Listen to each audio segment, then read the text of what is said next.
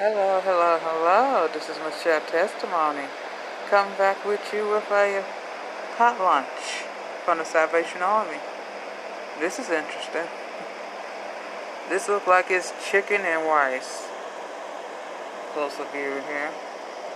Chicken and rice. It tastes good too. Flavorful rice too. And look at these green beans. You have onion, red bell pepper in there.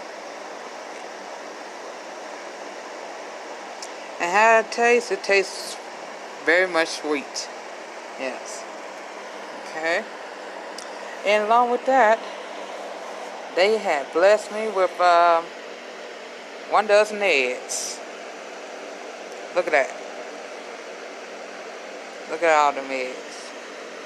And then also I got broccoli over here. Ain't God good? Alright, till next time everyone. Y'all be blessed. Happy Easter.